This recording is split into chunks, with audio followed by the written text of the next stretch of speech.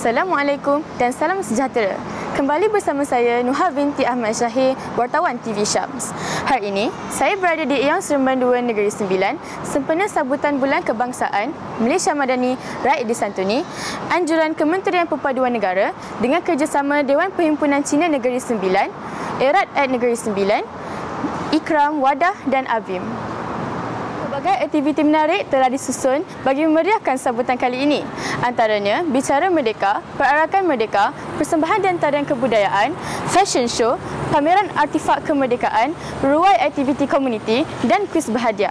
Jom sama-sama kita saksikan kemeriahan sambutan kali ini.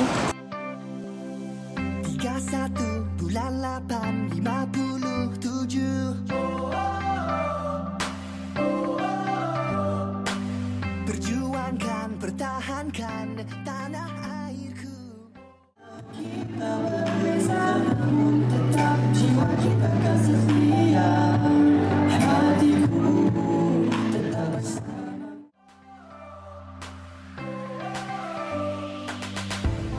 Impian aku gemilang baru, satu suara laungkan merdeka. Bangkit semua demi negara, selamanya kita merdeka. Sayangi Malaysiaku, sayangi Malaysiaku, tanah airku ini kita punya. Sayangi Malaysiaku, sayangi Malaysia, satu suara laungkan merdeka. Jangan lemah, bangunlah, buat baru semula. Percayalah, hari ini kita punya. Kita punya impian. Hari ini, saya bersama Encik Nazri yang turut hadir pada sambutan Bulan Kebangsaan hari ini.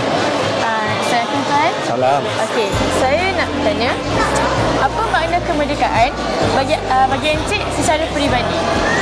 Okey, kemerdekaan secara peribadi bagi saya ialah rakyat bebas untuk bersuara dan bebas untuk buat apa yang dia nak. Tapi di dalam tertakluk dengan akta-akta dan perlembagaan lah.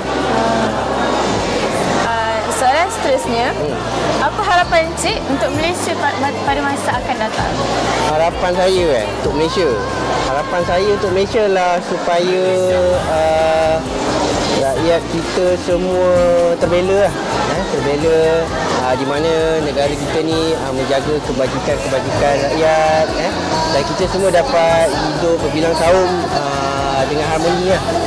Tak ada perselisihan faham dan juga pergaduhan, secara harmoni lah seluruhannya. Saya dengan Puan Aziza menunjukkan sambutan kemerdekaan hari ini. Jadi Puan, saya ingin tanya beberapa soalan. Soalan yang pertama, Puan boleh tak kongsikan kenangan sambutan anak Puan sewaktu sekarang ini?